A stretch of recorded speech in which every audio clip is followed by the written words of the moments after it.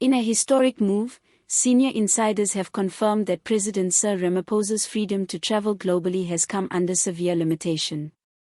While official spokesmen have been tight-lipped and the presidency is racing to cover up the leak, diplomatic cables indicate that various foreign agencies have started coordinating on legal issues related to Ramaphosa. These issues could be directly related to money laundering, constitutional infringement, and abuse of presidential power. This comes after weeks of increased scrutiny, especially following a series of high-profile whistleblower claims and leaked reports seeming to implicate Ramaphosa in clandestine offshore transactions and undisclosed wealth. International law enforcement, particularly from jurisdictions with which South Africa has mutual legal assistance treaties, now are busily trying to keep the president in their sights. That has resulted in curbs on his travel privileges abroad. The situation has escalated beyond a domestic political crisis. It is quickly becoming a full-scale international investigation. While the specifics of the lawsuits remain classified under diplomatic confidentiality, there are strong indications that at least 3 international legal bodies are actively preparing coordinated action, with several more closely monitoring developments. Ramaphosa, a former self-styled reformist president who emerged out of the ashes of Jacob Zuma's corruption-tainted period, is now confronted with the very horror he promised to destroy. What was initially a foreign exchange scandal allegedly taken from his failure game farm has escalated into an international legal enigma, with several nations investigating potential breaches of international financial law as well as abuse of the president's power. The news of Ramaphosa's limited freedom of movement shook Latuli House to its core.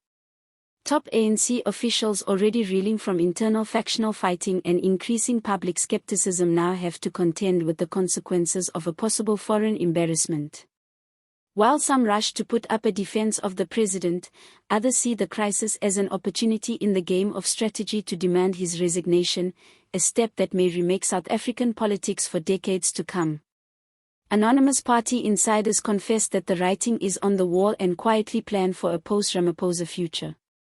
These disclosures have further polarized the ANC, creating a political time bomb that might explode at future policy conferences or spill over into national elections. While the entire docket of charges is under seal, sources indicate the suits may encompass illegal transfer of funds, unreported foreign currency reserves, and personal enrichment using presidential authority. Concerns once brushed aside by official media have now entered international legal systems, particularly those countries with severe anti-corruption and financial disclosure laws. Fueling the fire are private diplomatic discussions reported about international arrest warrants. No confirmations have been officially made, but the potential for such actions raises the threat of a sitting president being wanted outside the country but protected inside by executive privilege. Opposition politicians have not hesitated to grab the opportunity. Names such as Gayton McKenzie, John Heisen, and Julius Malema have used public forums calling on Ramaphosa to resign or subject himself to a formal investigation. Parliament is gearing up for what promises to be one of its most contentious sittings in years. Impeachment proceedings are increasingly being spoken of, with others urging a special tribunal to probe the president's foreign affairs.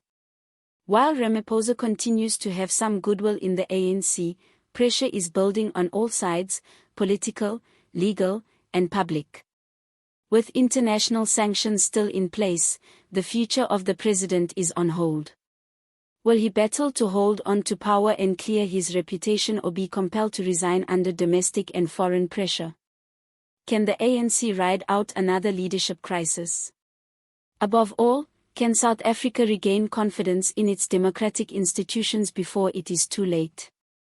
The answers are unclear. But one thing is certain. This is no longer about Cyril Ramaphosa alone. It's about the conscience of a nation and whether justice is able to rise above politics at last. In order to get a proper understanding of the seriousness of this moment, one must take note of the rarity of a sitting head of state being the target of international restrictions like these. These steps are typically only taken for those that have already been convicted or indicted, not for ones still actively in office. That diplomatic circles are even contemplating the issue of warrants speaks volumes about the degree of suspicion that exists around Ramaphosa. Public opinion is changing fast.